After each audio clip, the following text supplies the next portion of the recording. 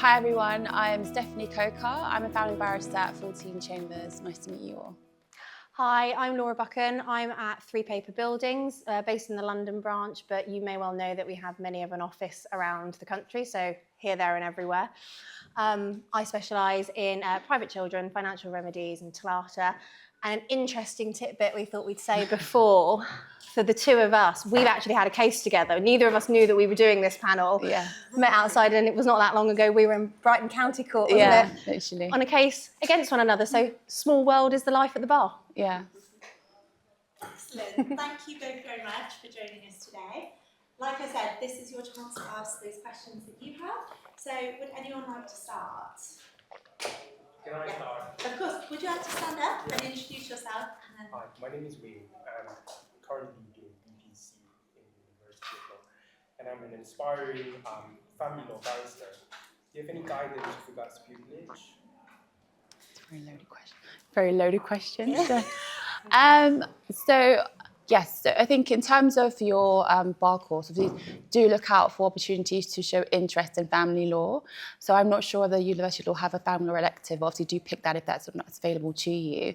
But also apply for many pupillages. I think that shows interest in the area that you're interested in. And try and see what else you can do, like legal writing. There are lots of platform journals out there. So there's Family Law Week, Financial Remedies Journal. You can do a case summary or a case note.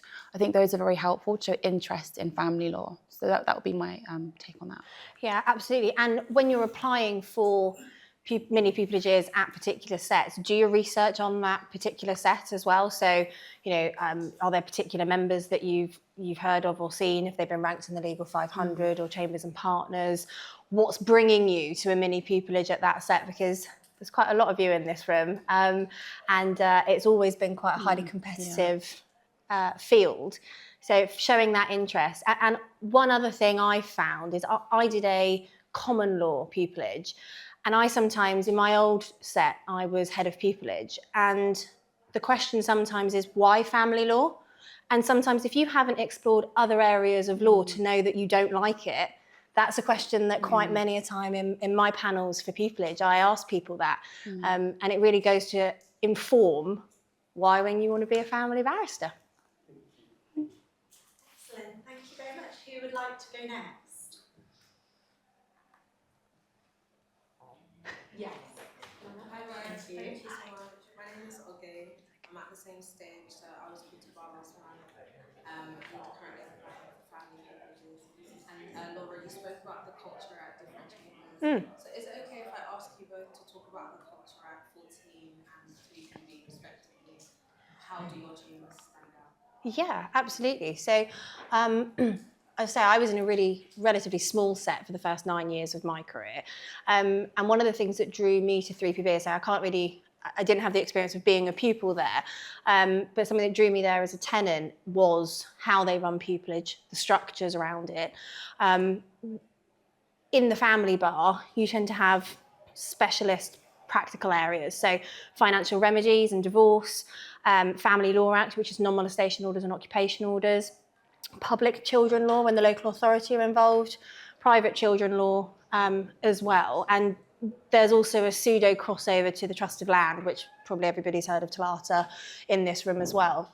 So particularly at 3PB, we have family pupillages. So our 2027 rota is in Bristol, our family pupillage. I think that's a £60,000 award of that cycle. And what we do with our family pupils is effectively we say, go and see everything. You know, you don't know what you like until you know what you don't, and having experiences in all of that. And I particularly think, coming from a smaller set, that you don't always have those opportunities if you haven't got a big enough family team to be able to do and navigate all of those particular areas in this minefield of a family practice that we have. I also think it's particularly important for pupillages, and when you are looking at pupillages, what fits you as a personality? You know, it's okay to say, actually, I need that little bit more of a support. And I completely think that buddy systems, when I was in my last set, we had buddy systems up for our pupils, so that you have that support system without feeling judged in what is a really intense year where you feel like that every single move that you do is being watched and analysed. So those were things at 3PB. They have that welcoming whilst also somewhat corporate structure, but that welcoming, supportive, and the breadth of opportunities that are available to our pupils. So in terms of 14, I think some of our USPs are, I think one, as a pupil, you can be sure that you will get lots of training. So what we do at 14 is every, I think, quarter, you have a seat kind of training. So you have like a private family law training day, a public law training day, a finance training day, and it's run by our junior tenants at Chambers. So one, you get to obviously learn, ask questions that you might not know about what you see when you go out with your barristers, but also you get to practice some of your advocacy in those sessions, and you get to ask questions about other junior tenants. I think that's very helpful. Also, we are based in Gray's Inn, very close to the Central Family Court, not far off the RTJ. So I think it's quite good if you do like that kind of traditional kind of look of Chambers and feel being in an inn, we have that as well. Also, in terms of our clerks, they are very approachable as a junior. So you can actually go into the clerk room and ask questions, and they will look out for your diary as well ahead of your second six. And I think just finally, it's quite new at 14 now, is the big marketing thing we're trying to look at as well. So you have the chance to go on the podcast and talk about everyone you're interested in, which I think is good if you want to market yourself at the bar. Whilst you do have clerks helping you get work, you do need to obviously do your own marketing. I think having the podcast and going out there, it's a really good new initiative we're doing in Chambers. I think those are unique selling points. Yeah, absolutely. And just on that point, we're self-employed. Yes. So, that's the life at the bar, is you're not in that employed structure. So if you want work, you have support from your chambers, but also it's an individual practice, isn't it? Indeed, yeah. Hi, thank you for doing this panel today. I've had a little bit of experience in family law, and it's a really fascinating area. But I think one of the challenges that everyone's going to face in it is that there's a lot of emotional involvement in some quite intense situations, if it's public child proceedings or divorces and things like that. So I wanted to know if there's anything specific you do to be able to deal with that and process it, to decompress. Is it like a mentality thing? Is it something you get used to, or are there specific things you do to help you with that? I think you're right. There is definitely an emotional side to being a family barrister. I think one of the benefits as being a self-employed practitioner is you can choose the area you want to do. So if you do find, I don't do public child law, I just do private children and financial remedies and talata. That was a choice I made. If you find, let's say, one area too sensitive or you just can't handle it, then you don't have to do it. But also, I think if you do have cases that are quite, they trigger emotions, you can speak to people in chambers about that, you can go and get support. But also, I think the Bar Council I think there's like a support thing. They do, yeah. So there's lots of support out there to help, if it does trigger any types of emotions or experiences. So you're not alone in that respect. But I think you can choose what you do want to do. And if you have like a buddy or a mentor, again, just reach out to them, see how they're navigating it. Yeah, and also I find that the people that are drawn to family law, we are empaths to some degree, because we're wanting to help other people in really the worst points of their life, whether that's public law and the local authority trying to remove a child from a family, or whether that's somebody trying to navigate financial remedies and divorce and not knowing what Scooby-Doo about what they're doing. It's okay to have those emotions, and actually certainly I hold myself out in terms of affability and being able to connect with clients, and sometimes being able to show that you've not been in this position yourself, but I understand where you're coming from, and it's the way that you speak to your clients will actually sometimes stand you out. So don't shy away from emotion.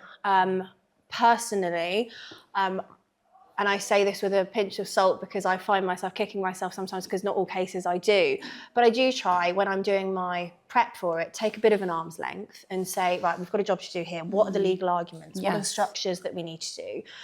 And then immediately when you meet that client and, you connect or they're a lovely person and you think that, the other side are lying through their teeth or whatever, you do be able to connect. But sometimes being able to, I think the biggest piece of advice I got was knowing, as much as we are empaths and it is we're helping people, it's not our life. Yes. Okay, so when you come back home, you're not feeling the consequences of that, but you do. So as long as you can come home and know, I did my best for that client, that's a good day in the office. And if I can add, remember, you're advocates, you're advocating, Yeah. you're putting across their case. I think what they would benefit most if you can do that to the best of your ability. And in a sense, you do need to be detached to some extent to do that. And I think, like Laura mentioned, what are the good points in the case?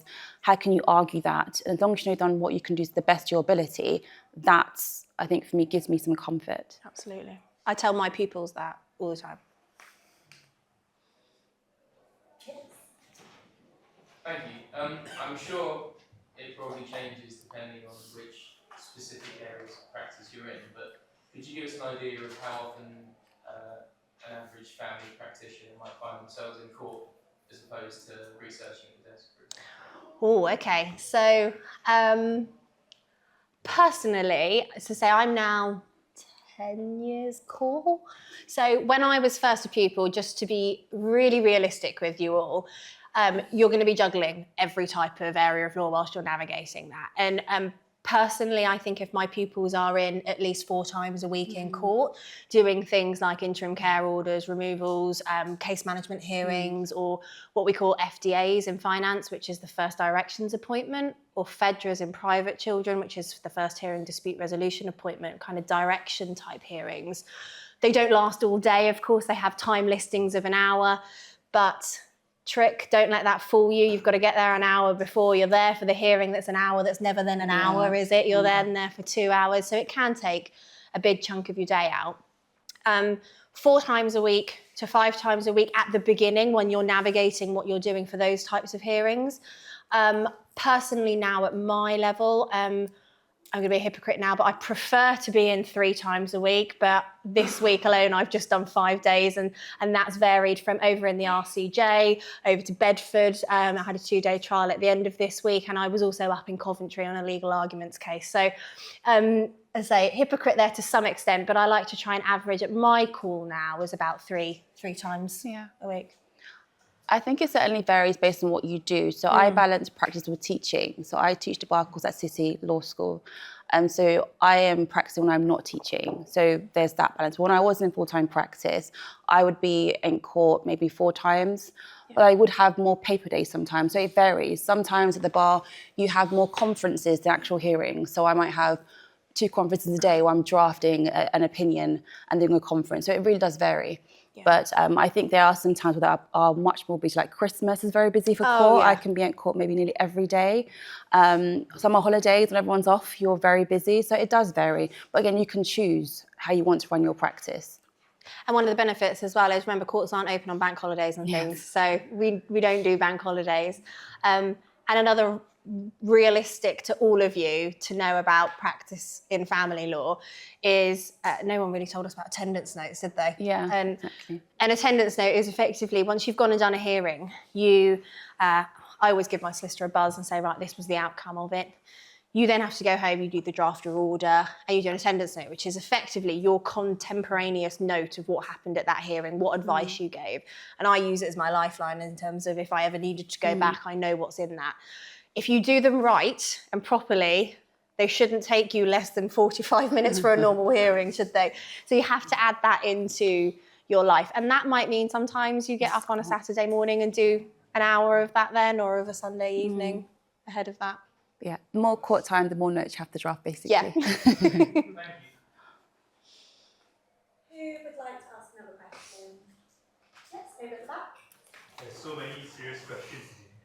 So I would like to ask you, in family law, what are the recent joys that you have experienced in practicing family law? Oh, I've got one actually I can give you. And actually this is the 2-day trial I just referred to. It was a relocation case. So I represented a mother who was Irish and wanted to return back to the Republic of Ireland. So obviously not part of the UK, and it got all sorts of impacts. And father was continuing to live in the UK. For her, she was isolated in the UK after divorce and separation. The father had a limited amount of contact, so in terms of the support he could provide due to his shift patterns was limited. And we went through 2 days worth of evidence. Both parties gave evidence, and the CAFCAS officers, everybody heard of CAFCAS? Yeah, who are both involved in private and public law proceedings. went through that, had evidence, and was really able to, again, my empath coming out and sometimes asking the judge the question, you know, why not? And this is child-led, and let's look at it through that child's lens. And that was my case in Bedford that I said about, and yesterday got judgment that she was given permission to relocate. So I treated myself to a Domino's last night to celebrate that. So that was one of my recent joys. So a similar relocation case actually, but I was the mum and she came back to jurisdiction. I think she would have been in trouble for a moving child unlawfully. But I think the joy for me was these parents struggled for years to figure out their child arrangements, and it got quite complicated. I actually did this case pro bono because I think she needed some assistance on that one actually. I think the upshot was after months, and I think we were listed at 10 o'clock, but we were actually sitting till about 4. Going back and forth, having discussions, they came to an agreement and the judge sealed that order. So I think for me, having these parents come to resolution after so long for this child was a real bonus. So I think hit the mum in me actually. So yeah, that was the joy for me. Lovely. So who would like to ask a question next? Yes, towards the back. Thank you both so much for giving your answers to our questions. I have a question in relation to out-of-court matters, in relation to alternative dispute resolution, which is becoming more prevalent. Now, how much of your diary, or do your diaries depend on work that you don't do as much work in court for? And has there been, more of a drive towards that? There's definitely a shift, isn't there? Yeah.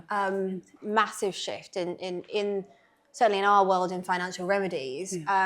People heard of private FDRs here or know what they are. If not, I'll just say. So see a couple of nods. It's fine if you don't know what they are because I didn't when I was at bar school as such. So a financial dispute resolution appointment, which is effectively where you're making your case to the court or not the court in this case, and you appoint a barrister or solicitor, but normally it's a retired judge. But normally it's counsel. They sit as the judge effectively, and they do it. You effectively have all day rather than an hour listing with them. So we're doing a lot of private FDRs, and that's both in terms of counsel, as I say. We sit as the evaluator as well. So I've got that extra element or string to my bow as such. Arbitration is massive, especially in private children law, because again, you're taking it out of the traditional court system and putting your hands into a trained professional that will give you the time and quite often not, even though judges in the room, but will give you a better detailed judgment as well. Those are the two. And mediation, you may well have seen there's been a massive shift that actually is a requirement now in family law for parties to attend mediation, unless there is a specific exemption for that, okay? I have run many a cost argument against a party on the other side that just can't be bothered to do mediation and brings it to court when now we are required to do that. Because, as Stephanie said a moment ago, it's about parties working together where possible. And it doesn't do our job any service, but actually if you get to the point where you need us as counsel, it's a sad state of affairs, isn't it? Yeah. I think there definitely is a push more towards NCDR than something called non-court dispute resolution. And you're seeing whether it's in money cases or children cases. I think what I would advise is that those who are interested in family law understand what that actually means for family practice. And I know certainly the Bar Council offer like mediation training, for example, like mediation advocacy. It's not a requirement, you don't have to, but it's good to understand it. If you can train, by all means do so. But I think about how you can adapt your practice in light of this shift, because you are seeing more cases now. If you are going to get a court date, you must really need it. And I think there is a push to drive towards NCDR. So understand it, both discuss it, interviews on application forms. It's important. It's probably your own commercial awareness for the family bar, I would say. Yeah. If you don't know NCDR before you do a pupillage application, then there's something going wrong. You'll be in the hot seat for sure. Yeah. So make sure you know the ins and outs around it. Yeah.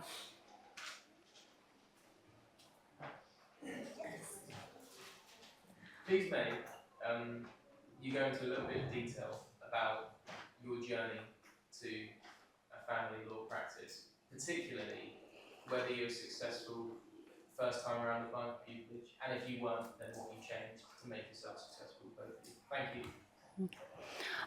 Okay, so I'll go. So I finished bar school. I didn't get pupillage straight away, so I chose to work as a paralegal for a year. So I wasn't always set on family. I was actually set on property, actually, because that was just my background. But it linked to family in a moment. So I did that, worked as a paralegal in some property kind of law firms, and I did a case with it in a family case, and it involved Talata.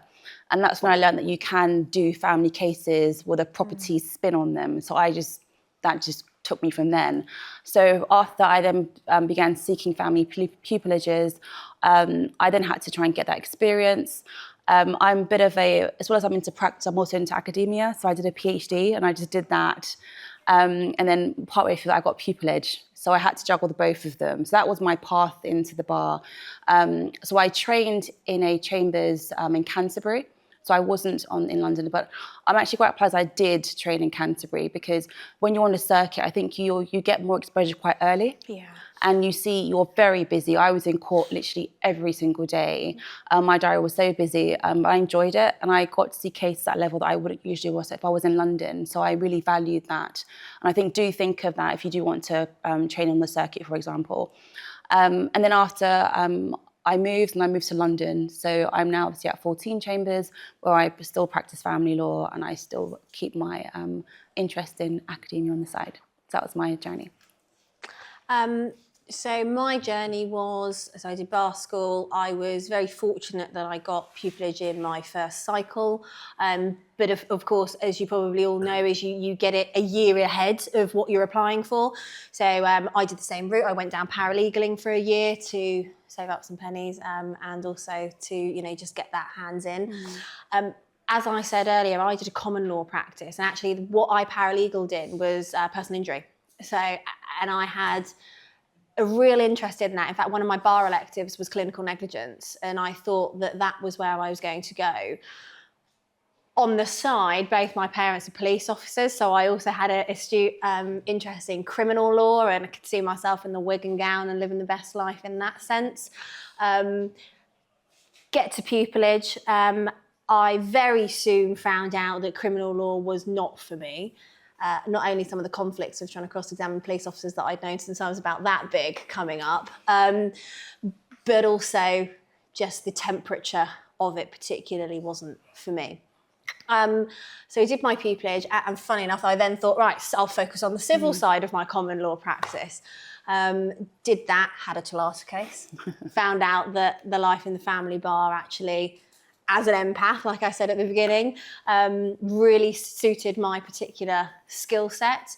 And the way that I ended up in family more particularly, and public law was something that I actually thought, I can make such a difference in somebody's life, and that's where my practice is going to be. But I have quite an analytical way that I look at things, and bizarrely, as someone that took a foundation GCSE in maths, I'm now a financial remedy practitioner that I specialise in. Because for me, if I can see a set of figures and say, right, that's a house, it all just clicks together for me. So don't shy away from what you think might be a weakness, because as I say, I think I'm an example that a weakness that I thought, oh my God, I'm never going to be able to do that, has actually become a strength in what I've found and made my practice in.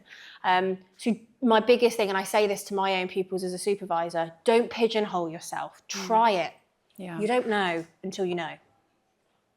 Excellent. I think we have around about 5 minutes left of this session, so it'd be really nice to close it up with maybe one final question from the audience. Yes. I'm really keen, so if someone else wants. Have you? That's very gracious of you. Anyone else like to ask a question? If not, yes. What type of cases do you normally deal with within your chambers? So my chambers. We have it varies. So we have a public law team, child law, and a private family law team. And they're equally as busy, in fairness. My general practice, I deal with private children. So when parents separate, what to do with their children, where they're going to live, who they're going to spend time with. But I have I think my main area is financial remedies cases and Talata. So I often do cohabitation disputes. They separate what happens to their home or a business. If they're married, what happens to their assets. But there is scope to do any area. You can do both. You can just choose one. I do think when you start out, it's good to have to kind of get different experience in public and private, because there are transferable skills. For example, in public law, they have lots of different kind of cases and witnesses. You can have experts, which you don't typically get in private cases. Yeah. I think that skill set of advocacy can be very helpful if you go on to do a private children case, where we rarely have experts unless you try to get one. So it's very useful experience. But we have, I think most sets have a mix of family cases. Yeah, you tend to have them broken down into teams, just as Stephanie has said, and most sets have a team in all of the areas. So yeah, they separate them. And obviously I do the same areas as Stephanie, as seeing as our paths crossed not that long ago. Can I just add a point, if that's okay? If anyone is interested in family, or you want to know about the teams, how much work they do, just ask. Like, go to Openness, ask about the spread between private and public law cases, and ask their juniors, those 5 years under, because they'll be doing what you'll be doing when you first start. So definitely do ask around. Yeah, absolutely. And if anybody has questions that didn't feel like they were confident enough to ask within a group, or an additional question that we've not had time for, then I'm certainly going to linger out there for a minute. So if you do have any questions for me, I won't rope you in for that, Stephanie, as well. But, you know, if there is, because I remember, oh God, it was a decade ago now, but being on that side of the table. Excellent. Well, I think I speak for everyone in the room when I say that was really insightful, and thank you very much for joining us. If we'd just like to ask if you could just leave in an orderly fashion. If you are staying for the next session, which is the commercial law panel, we do ask that you leave and rejoin the queue to come back in. As they have both said, just one moment. As they have both said, they will be graciously waiting outside to answer any individual questions, and I do think that they both deserve a massive